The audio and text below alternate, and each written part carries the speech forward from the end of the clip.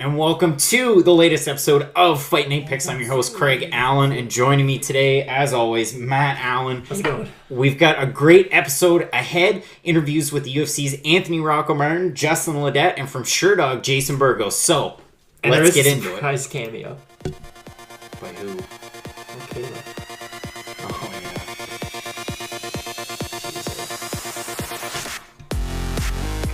Speakboat Craig, just jumping over It's the brought to you by Spretzbox. Head on over to the website, spretzbox.com. All you have to do, click to get started. You can either order one of their boxes that has over $100 in value, or maybe you're interested in a single item, like these great socks. So, click on them, add them to your cart, head on over to the checkout, and then all you have to do is enter in the promo code FNP as follows here. You'll save 10% off your first box or your complete first order. That's spretzbox.com. All right, and welcome to the latest episode of Fight Night Picks, and I'm going to switch it over to the Twitter view, so you can find me on Twitter and Instagram at Craig Allen FNP. You can find Matt on Twitter at Matt Allen FNP, and today it's a special episode, but at the same time, it's in memory of my good friend Ty O'Keefe. Ty and I hosted shows just about every single day from this summer until December on Dialogue.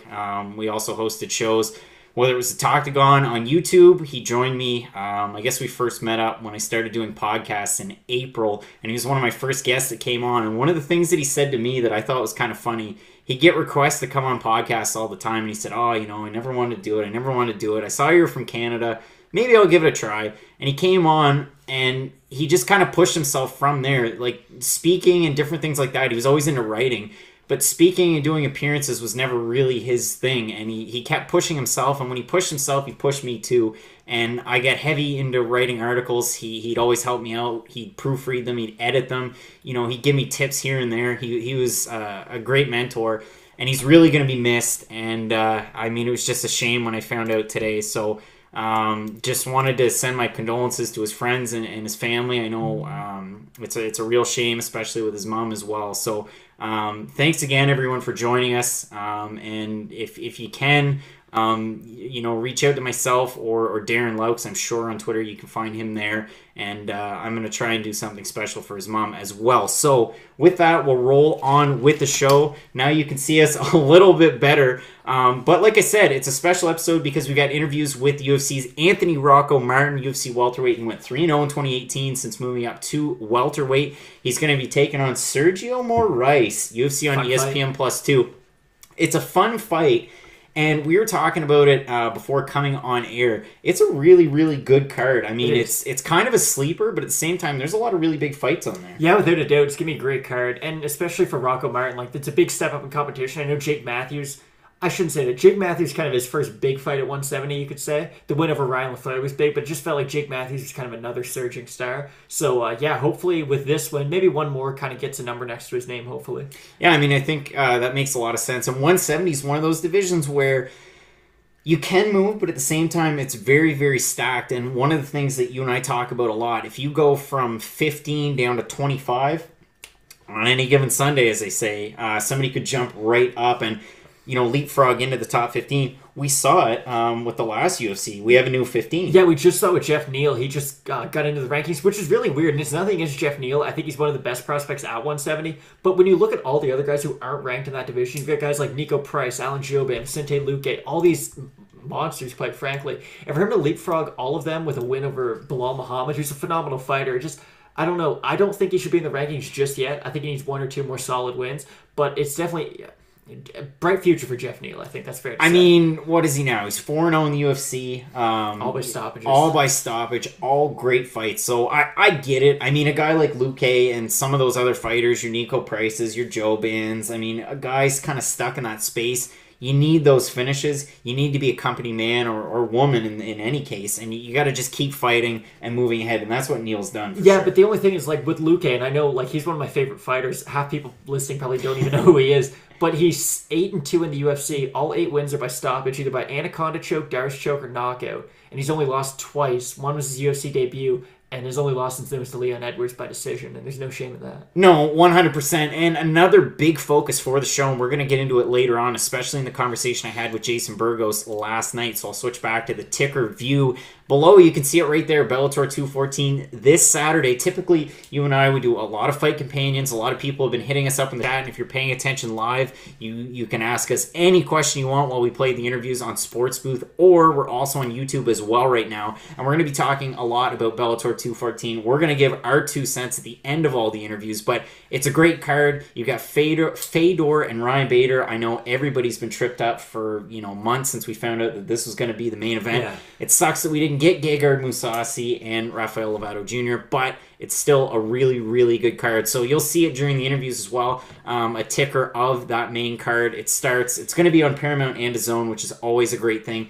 The prelims, I typically watch them, and even in the fight companions that we've done before, we talk about them while they're going on. But this week, they're not all that strong. It's nothing against Bellator as an organization. We're both really big Bellator fans. It's just when you get into the prelims, and this is more a compliment than anything, they like to give newer fighters kind of an opportunity. Regional fighters. Exactly. Too. So you'll see guys who have a record of maybe like 0-3, 1-4, kind of stuff like that, who they're definitely not the cream of the crop talent-wise, but it is nice to see when Bellator does go to a new region, they always give those guys kind of at least a showcase. Yeah, 100%. And I mean, they do a lot of really great things, especially, in our local area in Maine. They did a lot of different shows. I mean, I think the last one was Bellator 93, but a lot of big name talent. I mean, MVP, I believe he might have been on the prelims at that point. I think so, yeah. Marcin Held was there. Marcus Davis, a really recognizable name as well. So it was a great card then, and they put it on in conjunction with New England Fights back then. So it'd be nice to see them do that again. I know James Lynch sent out a tweet today and asked the question to Scott Coker if maybe Canadians will get a card. I've been waiting to ask Scott.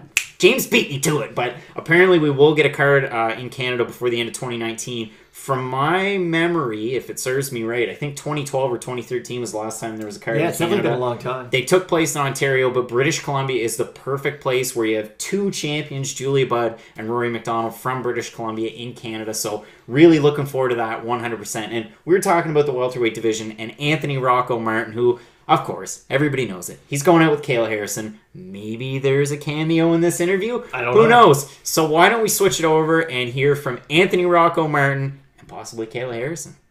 Thanks so much for joining me. I mean, what's the weather like today in Florida?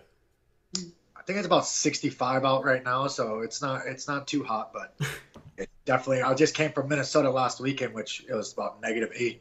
So yeah, it's a lot nicer than that. Fredericton, New Brunswick, Canada, it's about like -6, -8 Fahrenheit. So yeah, it's bad, man.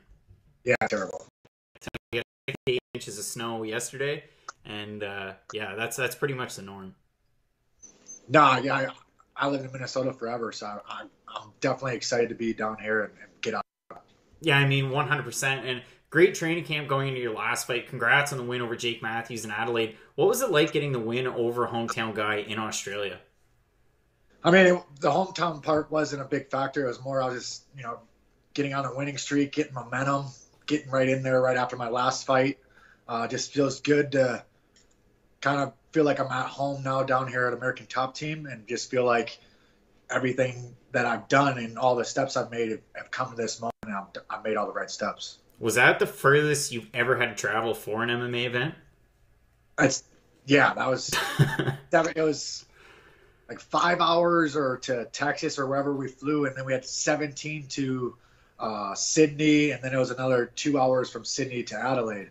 So it was definitely a long flight, but it was actually worse on the way back. So on the way there, it went pretty fast, but on the way back, that was rough. I didn't sleep much, but I got the win, so it was worth every second of the flight.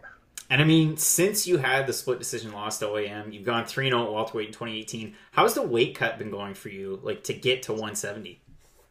Honestly, it's almost embarrassing how I eat now. I pretty much just eat whatever I want, whenever I want. And I think it's really paid off where just mentally, it's just one thing that I just don't have to worry about anymore, where I do so many things. I'm so strict in training and everything else where now it's kind of one of those things where at first at 55, I was always like, no, this is going to make me stronger because I'm mentally tough, because I'm not eating junk. I'm very dedicated. But now I look back and I'm like, you're an idiot. So, yeah. But now I'm happy. It's really easy cut. I cut about 10 pounds. And, I walk around tops. I get up to 185. And I don't have to worry about the weight cut anymore. No, and I mean, that's great to hear. And we've seen a lot of guys do that, transition up a weight class and also becoming more active too, going on runs. I mean, I think of two guys really quick off the top of my head, Anthony Smith, Thiago Santos. They're going on runs now at 205. So hopefully you're able to do the same thing at 170. You've been super active. You've already got a fight announced. But the one question I have before we get into that, I'm sure you get asked it a lot. I'm sure you're sick of it, but some fans still might not be familiar yet. When did you decide to start going by your full name?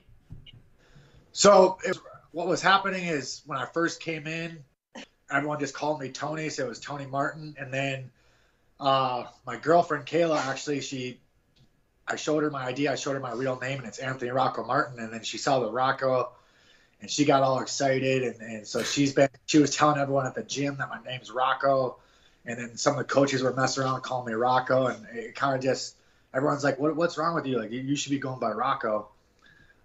So at the time, really, I didn't have a name. So I'm like, if you're going to change your name, it's when you don't have a name. So it's kind of, I like it, has a better ring to it, and we're going to go with it.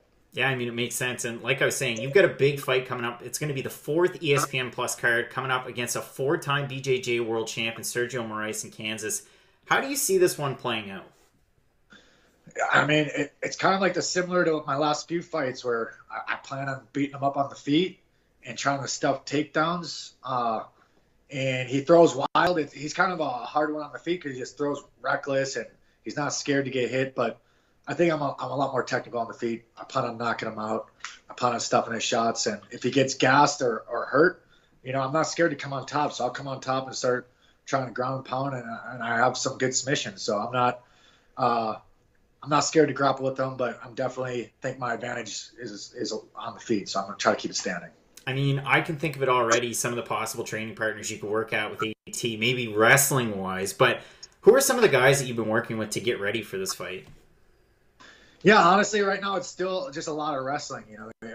We truly believe that my wrestling is going to be way better than his, and that the first key is just stopping from getting taken down and avoiding any situation. So I've really been working a lot of wrestling. And they also think, right now my only weakness, I feel like could be like a high-profile wrestling is a really strong wrestler like a Colby Covington or something like that, or Usman. I got to get better at this just straight wrestling technical. So we're trying to get ready for this fight, but we're also looking for the future. But we're definitely not overlooking them. We're trying to bring in good grapplers like Thiago. So we haven't really been pulling out too many BJJ guys, but we got Micah Miller down there right now, so we're going to be grappling with him a little bit. And so we got obviously world-class everyone. But I'm going to try to just work on just not getting taken down. 100%. Now, don't laugh at me for this one because I've had some people laugh, I've had some people not, but I'm going to still ask you. Are you the type of fighter that game plans the same for every single fighter, or do you sit down and watch tape on your opponent and try and get ready for a fight that way? No, yeah, so I definitely watch film, but I've kind of gotten away where I don't watch too much because, since I moved up to 170, it's been a confidence thing, and it's really been just me feeling comfortable with my abilities. I'm not trying to be someone that I'm not. I'm not trying to replicate a Conor or replicate another fighter. I'm just going to fight where I feel like I'm the best, and I'm more of a counter striker on the feet. And so I'm going to try to keep it on the feet standing. And like I said, the game plan is always going to be the same. If I'm winning on the feet, I keep it standing. If I'm losing on the feet, I'm going to try to take them down.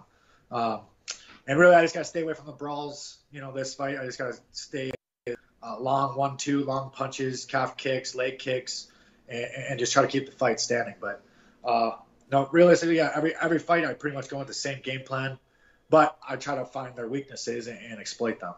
Now, you had mentioned Kayla liked the name Rocco, had a great season, Kayla Harrison did, in the PFL, got a win over Moriel Charneski on New Year's Eve. 2019, they're going to have a lightweight division. How is she planning to get ready for the season? And do we know, when it might start? I think, what were they saying, like April or May or something? I think the season might start. And she's always ready. She's always training.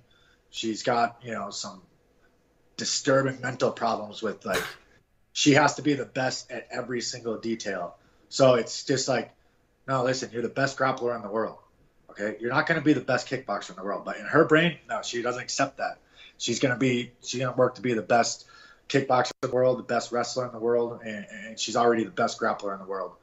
So 2019 for her is going to be another just wipeout season, and she's going to make $1 million at the end of the year, and I'm going to be on a tier, and it's just one fight at a time. We're going to keep taking over. So, I mean, I asked you about Kayla. You had a 3-0 2018. You've got the fight booked against Moraes in March. What's your plan for 2019? My plan's the same thing. Is just win, dominate, smash these guys, and realistically, I'm just going to start finishing them. I'm going to keep finishing guys, and that's what the UFC loves, is finishes. So I'm going to go out there and finish, and I'm going to go finish. And 2019 is the year of the Rocco. The Rocco. Okay? Rocco! Well, knock it in tomorrow. Here we go. So yeah, we're gonna dominate. In 2019, I think everyone's gonna know Rocco and Kayla Harrison. So very best. Anthony Rocco Martin, thanks so much for coming on the show. Really looking forward to the fight coming up. Sergio Moraes, UFC on ESPN Plus 4. I believe that it's just the start of March. You can catch that one, ESPN Plus, and then they flip over to ESPN there. For all the fans at home, where can they find you on social media? And if you've got any friends, family, or sponsors to shout out, let us know, man.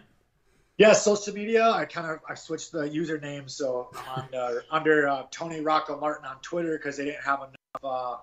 I had too many characters, and then Anthony Rocco Martin is on Instagram and Facebook. So give me a follow, say something to me, whatever. I always try to respond to people, and that's I'd like to take this opportunity to thank his badass girlfriend, Kayla Harrison, for all the support. She's a housewife. She's a full-time fighter. She's a sponsor. She's an author. She's a motivational speaker. She just does it all. Go do the laundry. Have to do the laundry. Yeah, no, that's all I got. Thank everyone else, all the fans, and thank you obviously for having me on. And we're looking forward to a big 2019. Hell of an interview. Yeah, really good interview. With Anthony Rocco Martin. Legit, I'm not lying, and we've had a lot of fighters on over the past, it's almost been a year. Yeah. And thanks for the comments, Last Emperor. I mean, I'm sure I kind of know who you're going to choose for this weekend, but I am too. It was definitely a really great one to have on. Yeah, words are hard, aren't they? Words are tough now, but no, I really appreciate him coming on. Definitely going to have him back on. I mean, he had a great 2018. He did. 3 wins, the last 2 of them are finishes, and I didn't want to ask a lot of Kayla Harrison questions because I wasn't sure if Kayla Harrison was going to be there. But, I mean, she had a pretty good 2018, too. She really did. It's a really, power couple, to say the least, especially in MMA. I mean, both have really bright futures, especially Tony Martin coming up from 155. And it's a really good trend in kind of recent MMA of guys who, if they struggle to get to a weight class, even a little bit, just move up, have an easier weight cut, be 100% for the fight. 100%. And, really hoping that they both have great 2019s. Now, our next interview is with a guy who had a decent 2018, but it didn't go his way in his last fight. It's Justin Ledet, and he took on Rakic in his last one. That was UFC Hamburg was his last one. To Ledet's credit, Rakic is one of these dark horses in the division. He's one of the brightest prospects at 205. So there's really no shame in losing to him. No, exactly. And he was 9-0 with 1 contest before that. Fought at heavyweight, came into the UFC at heavyweight, took some short notice fights. Has a win over Chase Sherman. A lot of people would know. Has a win over Chase Sherman. Also had a bit of a USADA scare at one point, and he'll touch on that in the interview. We talked about nutrition, dropping down to 205, and what he's planning on doing in 2019. And he's got a big fight coming up here very soon against another big prospect. Yeah, they're really not giving Ledet easy fights right now. They're giving him Johnny Walker, who's just coming off a vicious KO win over Khalil Roundtree. He got him in a plum clinch and then just elbowed him until he knocked him out. And Khalil Roundtree's a guy who was riding a huge high after getting the win over Gokhan Saki. So it was a big win for Walker. He's super rangy, but at the same time, so is Justin Ledet. He's a really tall, rangy guy. So let's get into the interview with Justin Ledet and hear how he's feeling ahead of his fight with Johnny Walker. So joined by UFC light heavyweight Justin Ledet. You're taking on Johnny Walker, UFC on ESPN Plus 2 from Fortaleza, February 2nd. Thanks so much for joining me. What do you have on the go today? Right now, just kind of just running the gun and did a little bit of working out earlier today, but for the most part, just a cool, chill day. Yeah, what's the weather like in Texas today? It's about 45 degrees and windy. It really wouldn't be cold, but that wind chill gets you every time. Yeah, I think we're in New Brunswick, Canada. We're about -6 Fahrenheit, so it's pretty damn cold. But 45, I mean, that's got to be cold for you guys. Oh, for sure. It doesn't get this cold much, so.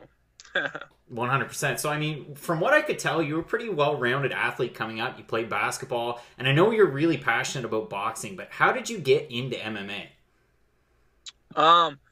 Well, really, I got into MMA before I got into boxing. I was playing college basketball. It was like the beginning of my sophomore year, and things just weren't going the way I wanted them to. So I needed something to get into. Went to a little boxing gym for like a couple months while I was also playing basketball. Me and the coach got into it. I ended up leaving, came back home. My cousin, John Weibel, wanted to he had been wanting to fight since high school, and I was like, man, nah, I don't want to do that. I'm a punk. I'm just a basketball player. I can't get hit in the face. And but I got out of shape. Man, I gained like 30 pounds, so I was out of shape, looking fat. I was like, man, I need something to get back in shape. So he's like, hey, man, come to my MMA gym that I've been training at, try it out. Came to the gym and enjoyed the workout, but I told the trainer, I said, hey, man, I don't want to fight. And he's like, all right, I understand. And then literally like a month later, he gets me and my cousin a fight on the same card. And I'm like, what? And my cousin was all happy and everything. I wasn't so happy, but I didn't want to look like a punk in front of him. So I just went along with it. I ended up winning the fight and kind of got hooked with that feeling. So after that, you had the first fight. You got hooked on it. Was the plan ever to make it like a full-blown career? Not at all. Not at all. I mean, even up to a couple of years ago, I mean, I never really planned on being in the UFC. Never, really my goal with it was I kind of got like a weird mindset. I just like to have fun. And at the time, training and fighting was just fun. And it kind of just developed into what it is today. I really had no ulterior goal to become a professional fighter or make it my living or my career or anything like that. It just kind of happened. So, I mean, we look back, you moved up to heavyweight, you went 3-0 after you joined the UFC, dropped down to 205, and I know your last fight didn't go your way, but what led to the decision to drop down to light heavyweight? Well, I mean, that's where I started my career at, and then once I went up to heavyweight boxing, it was a couple years while I did that, and so when I came back to MMA, I really didn't know if I could make the weight anymore. Well, I started getting on my diet and everything, and I had a couple MMA heavyweight fights before I got to the UFC, and with those fights I was actually coming down in weight, and then we got signed to the UFC at heavyweight, and it was crazy because after it was like 2 weeks, my first fight was against Chase Sherman. Like 2 weeks before the fight, I was walking around at 222, and I was like, and my coach was like, hey man, you need to gain some weight, you know what I mean? So so a week before the fight, I started eating pizza and burgers and stuff. I ended up weighing in at that fight like 231. And then even before that fight, I told my management, we told the UFC, hey, win or lose, we're going down to 205. And so we told them that, and they were like, all right. So I ended up winning the fight. And a couple weeks later, we're like, hey, man, they were like, hey, we got another fight for you, but it's at heavyweight. And I was like, well, I ain't no punk. I ain't about to decline the fight. So I just took it, and I kept eating pizza and burgers. And so was able to stay at heavyweight, but really that heavyweight it wasn't right for me. Like I said, my diet was super unhealthy. My joints were always hurting. My back was always hurting. And I just felt unhealthy. I felt sluggish. I was walking around like 19% body fat, and it just wasn't the right thing. So we decided, it's best to be healthy, especially when that whole USADA thing came out and I had that tainted supplement. That really changed my mindset, where I really need to start researching what I was putting in my body. Once I started researching, supplements, it turned out I started researching food too, and all the poisonous stuff that they put in the food, how they just, don't even care, all the chemicals, the way they treat the animals, the way the slaughterhouses are just dirty and nasty, how, it causes all these chemicals inside your body. So I was like, man, I can't keep eating like this. I need to go about this in a more healthy way, because fighting's not my only thing in life. I have to have a life outside of fighting, like after fighting. So I don't want to become unhealthy just because I want to stay at heavyweight. So it was really more of a decision for my health. After that, after my fight in Pittsburgh back in 2017, I went vegan for 8 months, and that was all because I wanted to become healthier. Became vegan for 8 months, ended up losing too much weight. And so I recently had to put, before the last fight, 2 months before the last fight, had to put meat back into my diet. So that's where I'm at now, and I have a nutritionist that I work with that meal preps for all my food, and I like being healthy. I like staying healthy, and I definitely plan on being a vegetarian after my fight career is over. I mean, that's good to hear that you're living a healthy lifestyle. You got a fight coming up next month. It's at 205 against Johnny Walker. He fought 5 times last year, and then when he joined the UFC off the Contender Series, he beat Khalil Roundtree in November. It was definitely a big win for him. How's training camp been going for you preparing for this fight? Oh man, it's been going great, man. We brought in 2 high-level kickboxers. We've been training with a bunch of kickboxers and Muay Thai guys, and still training with boxers as well. I've been training my grappling as well. Brought in a couple of wrestlers to help me work on that. So really, man, just sticking to what I've been doing and how I've been training. Just continue to work on my all-around game, and just go in there and fight our heart out. I mean, that's a great thing to hear. You're bringing in a lot of kickboxers. He's a really, really rangy guy, especially for the division. What do you need to be able to do in the fight to get the win? I just need to go. I just need to fight my fight. He's rangy, like you said, of course. And with that being said, though, I'm probably one of, if not the tallest fighter that he's fought.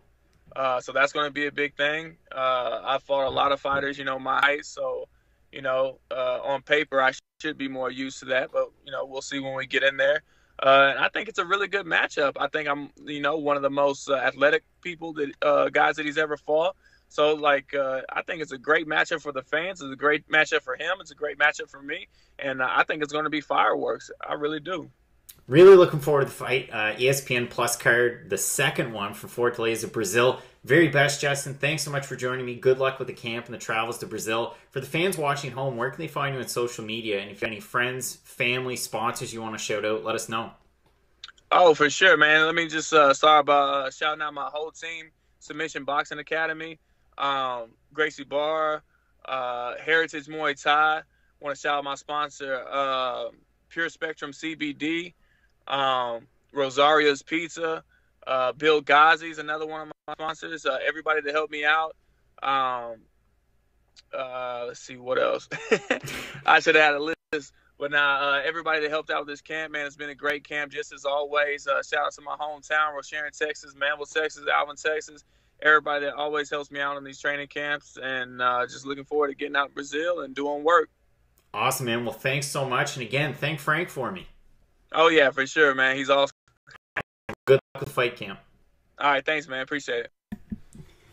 Great conversation with Justin Ledet. I'm going to switch back over to the Twitter promo. But, really good one. And, I mean, showed a lot of promise at heavyweight. 3-0. Was 9-0 with 1 no contest. And then had that tough one against Rakic. But, I mean, Rakic is really looking like he could break through and just go straight to the top. He's looking like a Dominic Reyes type who just comes out of nowhere and then kind of takes the division by storm. Exactly. And it should be a fun fight against Johnny Walker. Now, if Justin can get the win over Walker, I don't think he's going to get the same level of talent if Walker beats Justin. You follow that? I agree. I would think, I'm trying to think, I'm kind of playing this out. If Walker wins, I think he's going to get not a top 15 guy, but a guy just like a Tyson Pedro maybe. A guy who's not in the top 15, but he's almost there. And then if Justin Ledet wins, I'm thinking like a Sam Alvey maybe, or like a Jean Vellante. Yeah, and I know Vellante has a fight coming up, but definitely not the cream of the crop, but another guy to kind of get you on your way. Yeah, and I think that's totally fair. I'm really looking forward to that fight because one of those two guys could really make a move at 205. We've seen it happen in 2018.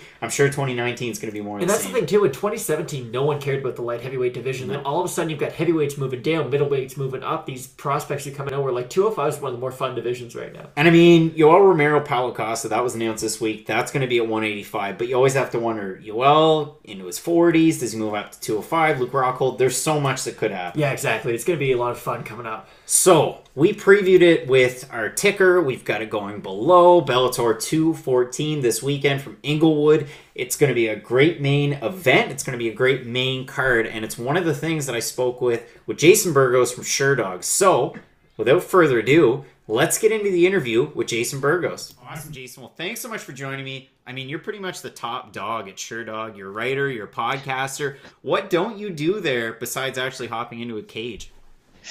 I mean, maybe the cage thing can happen. You never know. Me and Anthony Walker on the podcast talk a lot of shit and stuff like that. So maybe that could be one of them. But I mean, nah, I'm not. I wish I was the top dog. But I have a lot of experience. I did a lot of work with like MMA sucker and stuff like that before that. So and my own podcast work. You do a ton of stuff. So you just gotta get out there and try some new things. And in this day and age, in 2019, you need to be like a multimedia journalist because one or the other it's hard as is. So you need to kind of do a little bit of everything. Yeah, exactly. It's definitely great to have that breadth of experience and the different things that you're doing. I mean, people can find you on YouTube. You've got the podcast. Where can they find you on social media? And can you kind of dig into some of those different things that you've been up to?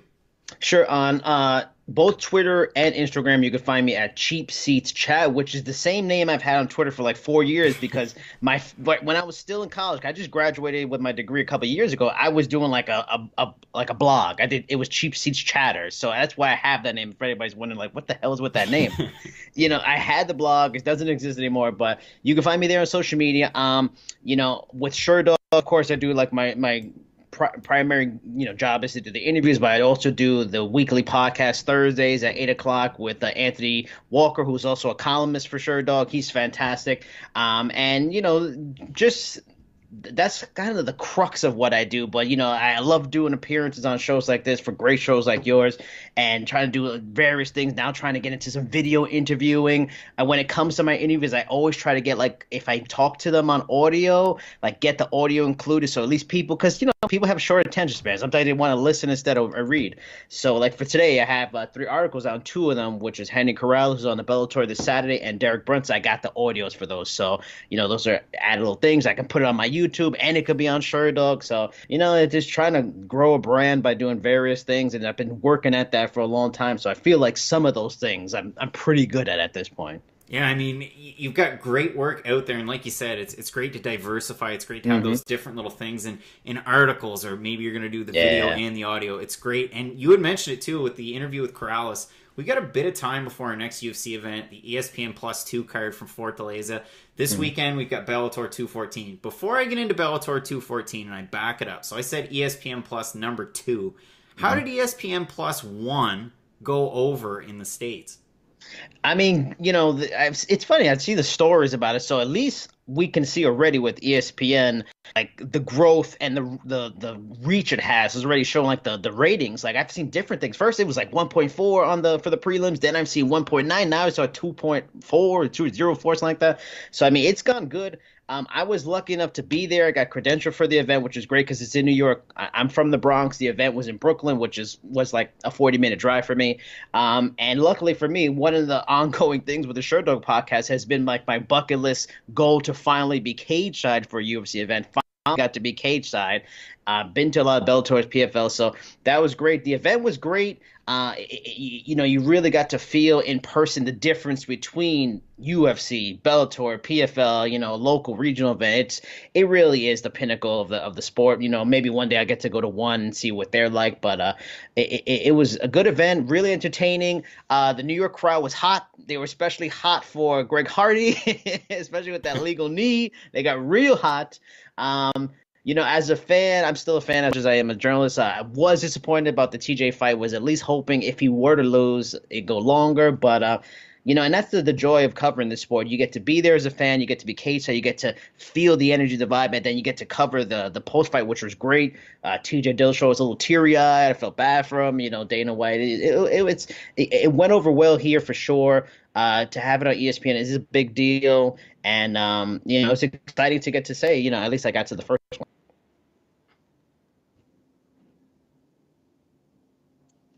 Uh-oh, for some reason I can't hear you. Oh, there we go. There you go. No, congrats on, getting the chance to go cage side. That's definitely awesome. And it was great that the UFC seems to have a real vested interest in Brooklyn. Maybe there's a deal with Barclays, who knows there, but they seem to go to Barclays a lot. And you do see the cards at MSG still, but it's good to see that, New York MMA just continues to grow and grow, and it's awesome. And I had mentioned UFC Moncton. We were fortunate enough to actually have a card up here. Most people had no idea where Moncton, New Brunswick, Canada was. Ticket sales. I won't lie, I did not know. No, I mean, ticket sales weren't all that great. It could seat 8,500. I believe ticket sales were between 62 and 6,300. It was an issue where there were a lot of big concerts, and it was a brand new arena. I believe it opened in, August or September. The event was in October, so they just tried to pack it every night, it seemed. And the UFC kind of faltered a little bit, but I'm sure they'll be back to Atlantic, Canada. They have an interest there as well. As far as the card was concerned, I mean, a lot of people on Twitter were kind of upset about the fact they had to switch from ESPN Plus to Big ESPN and back to ESPN Plus again. Up here in Canada, we were pretty fortunate.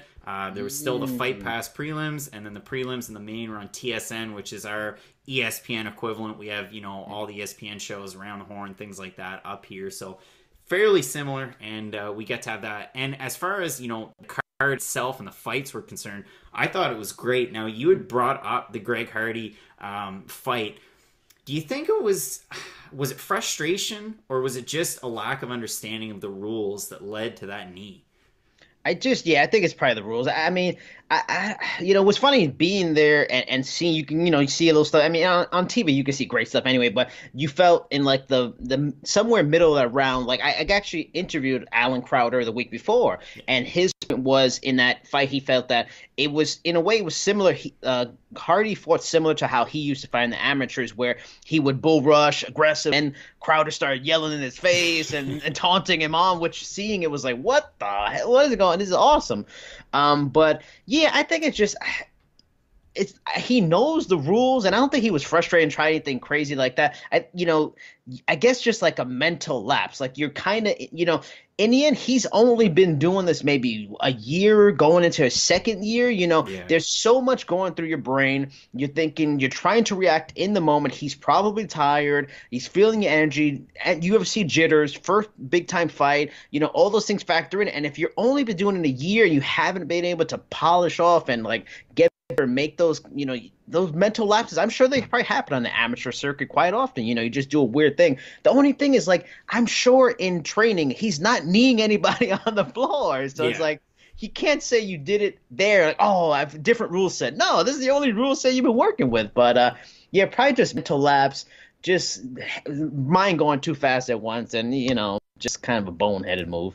To me, it seemed like, the Prince of War nickname came out of nowhere. And then he in his intro, he kind of came in, he was doing the throat slash. Yeah. He was really trying to sell it a lot. Yes. And then by the time he was into the cage, he looked like a guy that only had 6 fights. I mean, he threw wild. He was throwing with both hands, which was good to see. But at the same time, wild, missing a lot of punches. And then, like you mentioned, I mean, kind of tired out. Crowder started to capitalize. Round 2 kind of could have gone either way. He had Crowder in a bit of a wonky position, and then he threw the knee, and after the fight kind of said, maybe I need to brush up on the rules again. Maybe you should catch that on maybe an audio book or a podcast version if it's possible. But it was kind of a rough fight. And you brought up, too, the main event. So Cejudo and Dillashaw. Does the fight happen at bantamweight? Do we just leave it where it is? I mean, what happens next? Judging by being at the post-fight, Dana White seemed very on it. I mean, he wouldn't outright come out about it, but I think this fight felt like a favor to TJ, because in the end, TJ's one of the best stars. He's been in these big fights. He's the champion now. But there was a time where he couldn't get that rematch against Cody Garbrandt. No, excuse me, a opportunity, so to speak, to get a chance at the title after losing to Dominic Cruz. It took him a long time to even get the first fight with Cody Garbrandt. So I felt like they were doing him a favor. He's been a good soldier for them, but he just seemed like to be very mad. Like, he wasn't a big fan of the idea of him going down, despite, TJ saying in the post-fight he felt great. He felt even better at 125. I talked to a fighter who's a well-known fighter for Bellator that is in a camp with them. He trains with the same strength coach, and asked him about those things and the strength coach, and they all, live by what this guy does, his techniques, his strategy. He felt TJ would be bigger, stronger, and faster, like he'd be good. So, he seemed fine about the way, because so it makes, you can do it at 125, but just Dana just doesn't seem too into it. And, if the division's questionable, it feels like it's almost dragging along, and it would be unfair to anybody that maybe you're supposed to be the better man, you're the champion, and beat him there. That would make sense, but I just feel like they're not going to do it. I just feel like TJ's probably going to get honestly, he needs to defend his title. The Asuncao Moraes fight that's coming up, that winner really deserves a title shot big time. So I think Dana's probably just like, look, I've done a lot of these super fights in the last year. It's time for guys to just defend their titles way long. Yeah, I mean, realistically, Rafael Sansao's got wins over Moraes. He's got a win over Dillashaw. I mean, he already deserves a title shot. Yeah, he has to fight Moraes anyway. So it should be a good one for Fortaleza. Brazilian fans seem to always get some really great fights, and that card's good as well. But, looking ahead for this weekend, if we leave that where it is, you've got Bellator 214. You had mentioned you were talking to a guy in the camp of Dillashaw, a guy who's also making a move down. I'm assuming you were talking to Juan Archuleta, who's taking on Ricky Bandejas. I was not. Okay, maybe it was Aaron Pico then. No. Oh, okay. Well, we're going to have to tease it and leave it there. But 214, it's a great card. I'm one of the guys that will watch the prelims, and then I argue and I get upset about the fact that we end up with a ton of post-lim fights. There's a lot of fights on this card. So first question for you, and this is one that's a Fight Night Pick staple. If you had to give Bellator 214 a letter grade, what would you give it? Just off of its potential, like what it could be? Sure. Interpret it how you may. It's good. I don't know. I can't recall too much of the prelims part of it, but the main card's very. It's underrated strong because you have a lot of really good talent, like legitimate strong talent. But it's not like we may look at a card like this later and go, oh man, those are some good guys, especially like Pico and Bandejas. So I got to interview Bandejas this week too. Like Bandejas and Archuleta is a really good fight, and talking to Bandejas, he said so too. That might be, past Horiguchi and Caldwell rematch, the number one contender for that title.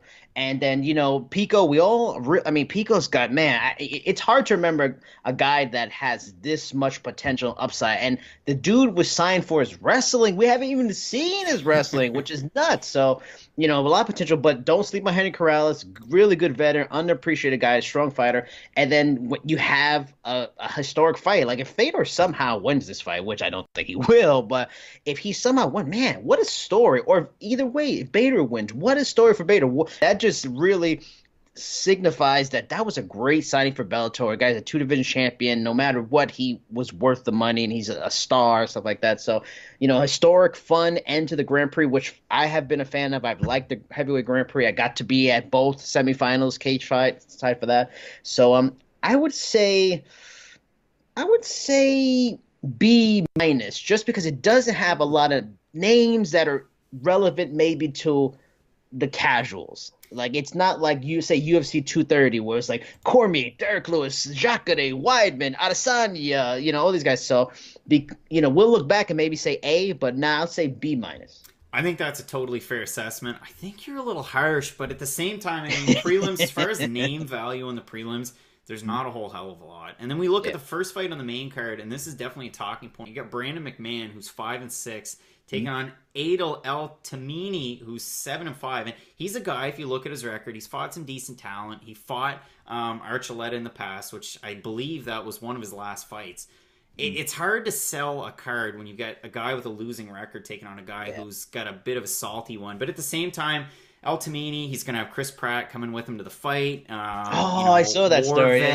Yeah, exactly. And I believe they re-signed him, or they did sign him off the Salute to Troops card, which I thought was pretty neat. I thought the pacing for that one was pretty bad, but it was a neat concept either way. And as far as the fights, you had said Bandejas, Archuleta, that's a great fight, possible number one contender. There's a lot of intrigue, and a fight that's really easy to sell is that Jack Swagger, Jake Hager, and JW Kaiser fight. That one's easy to sell to wrestling fans, and so I get that one. I believe, and I'm not a big wrestling guy, but I believe somebody had mentioned on Twitter the other night that during, it would have been Monday Night Raw, if I'm not mistaken, that Bellator had a commercial for that fight. So really smart marketing. Scott Coker does a great job. When the UFC decided to change their belt, he sent a tweet out and said, some things are best to kind of stay the same. And Aaron Pico, a guy who works with the training lab, a guy who works with Team Body Shop. He's also got Freddie Roach with him. he's such a super prospect, and people forget about that first fight that he had, and it was a little bit of a slip, but since then he's looked great. And in his last fight, it would have been the Leandro Higo fight, which was huge. I mean, that's a guy who's challenged for the title a few times. He was a champ in the LFA, RFA banner, so a huge fight there. Henry Corrales, MMA lab guy. You saw him, like you had mentioned, in his last fight, he was kind of chatting quite a bit with Benson Henderson in the question period, and Henderson kind of a leader in that team. So Corrales is a vet that's faced some good talent. And then in the main event. So if Fedor wins, is he the best heavyweight of all time? It's a tough one. It's a tough. You know what? It's a tough. Like, I'll always love Fedor, and he's probably still the greatest in my mind. But damn, it's hard to not make a case for Stipe and Kane in front of him. But if he would have beat Bader, a smaller man Bader is running on all cylinders right now, the best of his career. He's at his pinnacle in terms of experience and physicality. It may put him into debate if he won, especially impressively. He like knocked him out in a couple of minutes. Like, this is a really good fight. This is a guy that probably should have got a title shot with Dan Cormier before he even left the UFC. Like, this is a legit top 205er and maybe even a better heavyweight because he's a big freaking 205er as is. Best ever. If you wanted to make the case, I wouldn't hate on you, but I would put Kane or Stipe first. But I mean, just what a way, what a continuance of the legendary story that is Fedor. I mean, I'm hoping for it. I don't expect it at all, like I said, but yeah, there's a case maybe. Sports gambling's legal in the States now. Fedor's sitting around like a plus 260, plus 240. Bader's a big favorite in that fight, and I get it. Living up to the Fight Night Picks moniker, I'm gonna pick Bader in that fight. But it's a good card. One of the things, and we're not talking about the prelims because they're not all that great. Sometimes the matchups there are kind of salty, and you look at Bellator 215 and 216 coming up from Connecticut. Do you like it when Bellator doubles up on events and they'll have a Friday and Saturday night booking? Yeah, it's interesting, and I'm curious. I'm surprised there hasn't been more stories on it. I can see it being good on a level outside of the sport in terms of you, especially with this, where it's in the same city, just like the Hawaii stuff was, maybe like a nice beneficial thing to the economy of a place it goes to.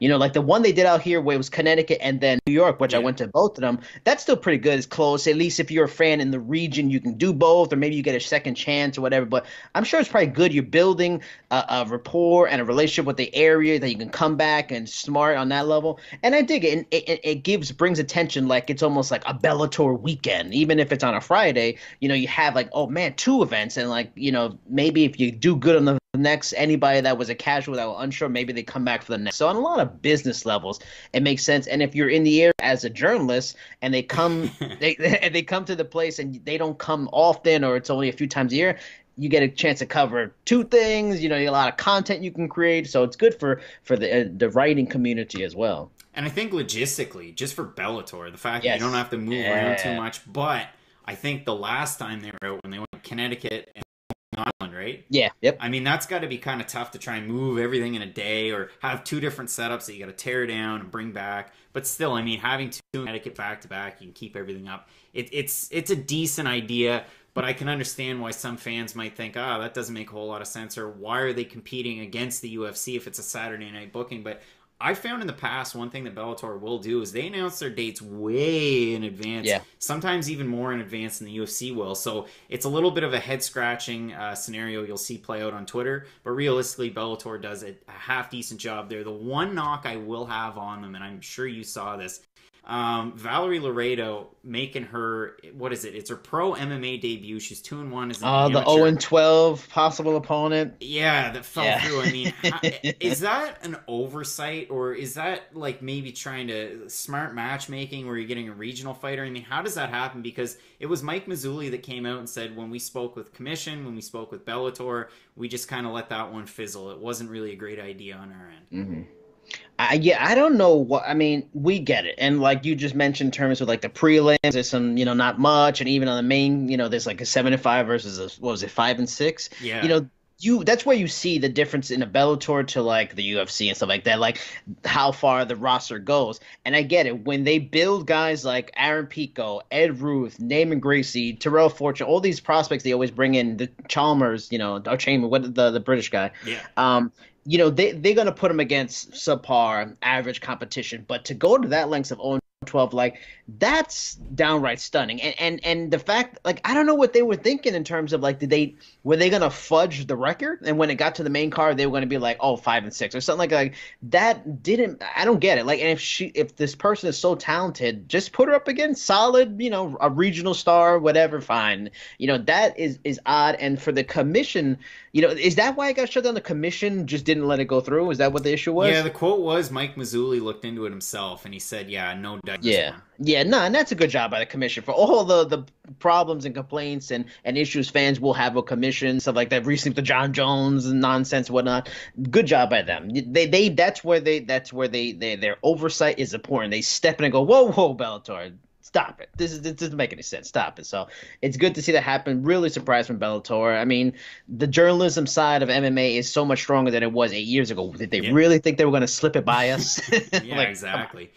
The only other gripe that I have with them, now it just sounds like I'm ragging on them, but the fact that MVP and Paul Daly, that fight's not going to happen in the UK. Scott Coker said that he met with broadcasting partners and couldn't make it work. I think realistically it was a case where DAZN, who's out of London, but they don't have a deal in the UK, so they can't broadcast there. They figured, well, we can have a big fight and it's going to be in Connecticut, but that's got to rub European fans the wrong way. And I know that they've signed an influx of talent. They want to start a pool there. They start Bellator Europe, if you want to call it that. But does it seem like a poor idea to have MVP and Paul Daly in Connecticut? Oh, terrible. I mean, if you're in Connecticut and you might cover the event like myself, fantastic idea. But, I'm sure there'll be excitement in the arena. If you're a fan, you know how talented these two are as Grand Prix. But no way they can match what would have happened if that was in the UK. Like that crowd energy would have been insane. Like, would it be a divided house? Would it be a lot of MVP? Maybe Daly's gone out, or is Daly more popular because he is the old school dog and MVP's a new one? He's brash. Like, we all would have wanted to see that reaction, and we're not going to get it. And it just seems, and it worries me a bit in that, okay, one, if DAZN had some sway and influence on him, not a good thing. That's not really how you should be promoting it, but fine. Two, how could that fight not be just easy money for them in the UK? How is a broadcast deal like, whatever you want, we'll take it. We know we can sell it. It's going to be huge here. We're down with it. Like, that seems like an easy fight, which makes me wonder. They've been smart, and I like that they've gone to Ireland, which is smart. They go to Italy, Israel, all smart stuff. They go into the markets people are not going to and building a base. But it just seems like they're Britain, England kind of base is not strong. Like, the events that have gone there don't seem to do as well. And the fact that wasn't easy money and wasn't easy to get together worries me about their market. Like, maybe England is just like meh on Bellator and it's only a UFC kind of country. Yeah, it's definitely weird. I mean, and you take another, I don't want to say star, but an English guy in Ashley Grimshaw, and then you match him up with Emmanuel Sanchez. You're going to have that fight in Oklahoma. Sanchez is coming off that really tough loss against Pitbull for the title. So there's just some questions that I have about matchmaking, but maybe the next time I speak with Coker and Rich Chu, maybe we can work the things out. We'll see what happens. But we've got a lot of fights coming up this spring, whether it's Bellator, whether it's UFC. February's full of great events. I mean, you've got Kane and Ngannou. We were talking best heavyweight of all time. What are some of the matchups that you've kind of come across lately that, you can't miss? You're so excited about them. Well, I mean, I like the Bellator stuff, and they've actually got the 3 event, which it's rare for Bellator to have 3 events. But I mean, MVP and Daly, of course, for sure. I mean, I love this welterweight Grand Prix and how it's set up. That the title is a part of it. Every fight's gonna be 5 rounds. It just and the talent in it. I mean, this is the best they could do. The heavyweight tournament was great because it had some old school stars. It had some marketable names, but this is like the cream of the crop of some of their most talented fighters. So I'm excited for that. You see Kane return. That's it. I was never a big Kane fan, so to speak. Like, that's fine. Yeah, and also I won't lie. Brock Lesnar's part of the reason, along with guys like Kimbo Slice, that I got more from, and that he just destroyed my boy. That did not help my like for Kane either. But to see him back, I'm excited. I'm happy to see this guy back. This guy is a legend. This guy, I want to see him come back and prove he's still the best and fight some of these. Who doesn't want to see Kane versus Stipe? That fight could arguably be for the unofficial title of best heavyweight of all time, at least in the UFC. So to see him come back is great. There's a lot of good fights. The UFC in Brazil is technically February, right? Yeah, it's February 2nd. Yep. Yeah, because that card has a lot. I mean, who isn't excited for Moicano and Aldo? That's a great fight. So to see Aldo anytime back into action, especially with the story of he may only fight 3 more times, like shit, we're gonna lose Aldo soon. We're gonna lose Aldo and Cormier soon. Come on, So that's big. We also have. I'm curious. I mean, I feel like I know what's gonna happen, but there's got to be intrigue for Anderson and Adesanya. That's in February too, right? That's March, right? That one's in February. UFC 234, yeah. So Adesanya, I mean, like I tweeted about this early. Anderson's 1-4-1 with 2 suspensions since 2013. That's pretty horrific. Yeah. He's not ranked in middleweight. But then Anthony Walker, a friend of mine, the one I do the podcast with, he recently put up a video. I think he may have been at his media day. And you see Anderson about to be 44 in April, especially compared to Chuck Liddell, who's 48, doing his power work. You see Anderson doing his power work. It's like, this guy's still pretty good. Yeah. This guy's still pretty dangerous. So there's an intrigue. You wonder if there's a fire in his belly to prove something against Adesanya. So, those are probably the ones I'm really looking forward to more than anything. I know they're the bigger names, but, there's just some legends. And legends, you got to watch them while they're still around, And you talk about a guy that's going to fly under the radar on the Fortaleza card coming up on the 2nd, and I leafed through the card and I saw this one. I thought, ooh, this could be a potential fight of the night, a sleeper that most people might not pay attention to. Thiago Alva is taking on Max Griffin. That's going to be a great fight on the feet. Yeah. And, Alves, who's a guy that might be on a bit of a slump. Griffin hasn't been all that great recently, but still, there's really great potential. Blachowicz and Santos, of course, the poster came out here recently that looks kind of like broken glass, and I think it's one of the worst posters. I asked for a reaction. I think it's one of the worst posters I've seen in a while, but some of them are pretty good. I mean, the Kane and Ngannou one's good.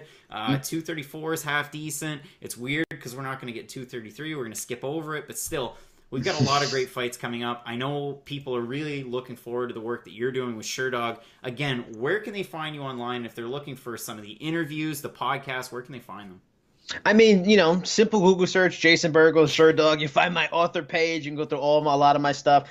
This today, I got the article Henry Corrales came out. Got an article with Ricky Bandejas that came out. Derek Brunson also out too. This week, naming Gracie, hopefully a video interview, which is great. Also talked to some. Ong La and Sang, the champ of one championship. I have an article with that coming out. I think they said it's going to come out this week, but if not, it's going to come out in the coming days. But yeah, like I said, Cheap Seats Chat, Instagram, Twitter. Just search my name, Jason Burgos, and journalist. You can find my SoundCloud page with my previous interviews. Like I interviewed Quintana, who was the Copa Combate winner a month ago. Or I talked to Carlos Silva before he left PFL. Before the championships, I talked to a lot of the championship fighters before that. And you could search my name on YouTube, Jason Burgos, and journalist or whatever. You can see my videos with Alberto Del Rio. I interviewed him for Combate and stuff like that. So, yeah, that's always, keep on the lookout for more stuff. Thanks so much for joining me. We're going to have to do this again. This was awesome, man. I appreciate being on. Like the show. Love the intro. I need to find out how you did that intro. We need it for sure, dog. And just appreciate it. Honored to be on the show.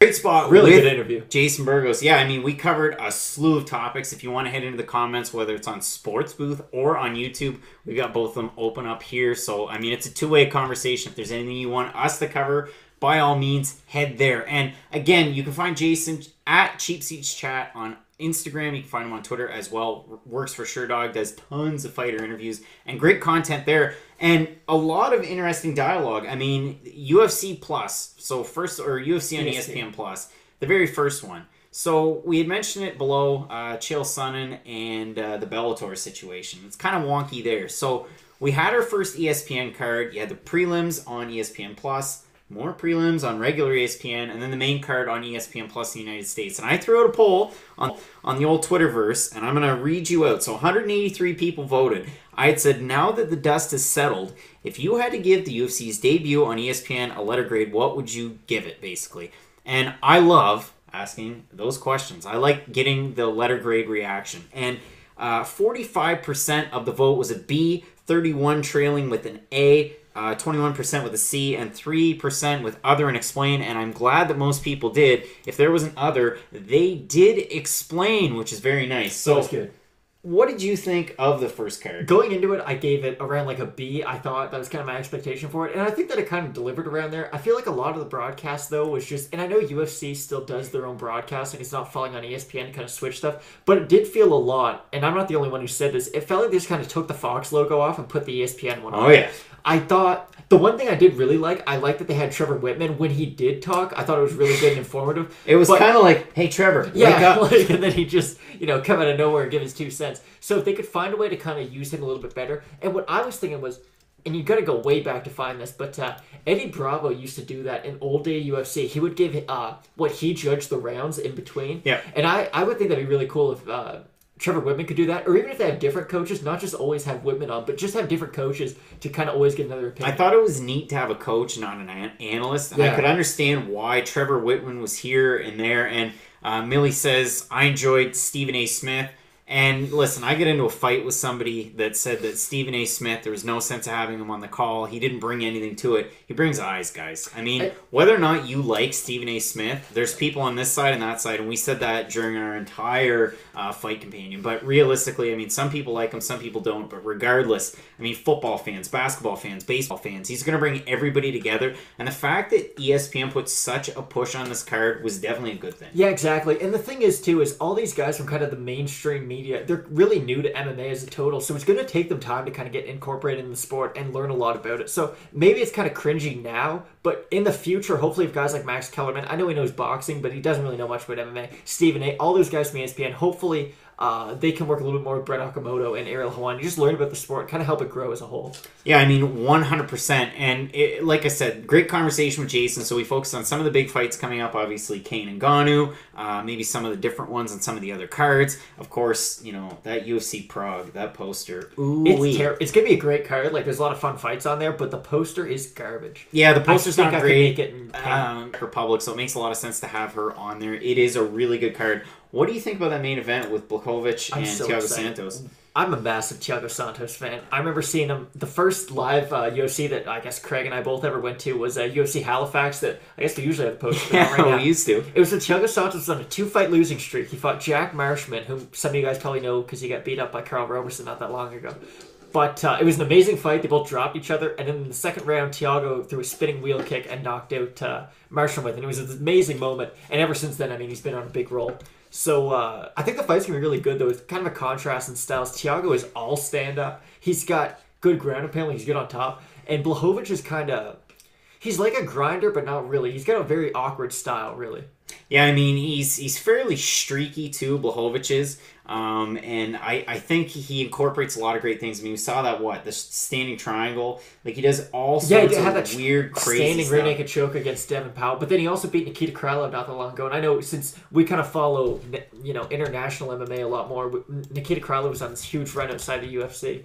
But, that was a really good win for him. And Zabit's fighting at 235, I'm pretty sure. He's fighting Jeremy Stephens. Yeah, 235, Jeremy Stephens. So look forward to that fight. I mean, that's a fight that could end, in a finish. An easy finish. Zabit's getting knocked out. Zabit's old Sulev stretch or whatever it's called. I mean, just crazy stuff. Especially the fact that there were 2 of those in the same card. Yeah, submission that you never see. And yes, the Usman card. If you want to call 235 the Usman card, you're going to be in the minority. But I will agree with you. It's definitely going to be a great fight. Usman and Woodley. Well, I mean, that's not going to be a great fight. 2 wrestlers. Yep. They're probably going to strike. And they're both very smart. And they don't take risk. It's going to be great. And you've got Anthony Smith and John Jones as well. We've still got John Jones behind us. And John Jones still with the metabolites in his system. They're never leaving. It's going to be interesting to see how that plays out. It's going to be interesting as well to see. So we've got Bellator on the 26th. On the 29th, we have the hearing with the Nevada State Athletic Commission. You're going to have McGregor. You're going to have Khabib. Now, whether it's them in person or the representatives, also Dylan Danis, Takugov. I mean, there's a lot of people. Islam Makhachev. They're kind of waiting in the wings to see what happens. So it's going to be really interesting. And really, the division itself can't move forward all that much until that hearing happens. I mean, you've got guys like Tony Ferguson, who definitely deserves the title shot and really is the champion, I guess, if you want to say. He never lost the title. You've got guys like him. You got guys like Dustin Poirier on big runs. You've got Cowboys back there. He wants to fight McGregor. Like, really, the division's almost at this weird, like, purgatory until that hearing comes. Yeah, I mean, 100%. And like I said, on Saturday, we've got Bellator 214 from Inglewood. We're really looking forward to it. Jason and I covered it in great detail, but if there was any one fight, and I'm sure, main event, so let's just say the main event, Fedor and Bader, we've been asked. I threw out the poll there as well. For anyone that has voted, I believe Bader's probably in the lead. He's a heavy favorite to win it. But 3-1? Let me open up with this. Who would have ever thought that Ryan Bader would be in this position ever in his career? Bellator's weird, but I love it. Because Bader was always good in the UFC, but he would lose to guys he had no business. Like, he lost to Tito Ortiz when Tito was on a 4-fight losing streak. And he was always, like, top 10, even top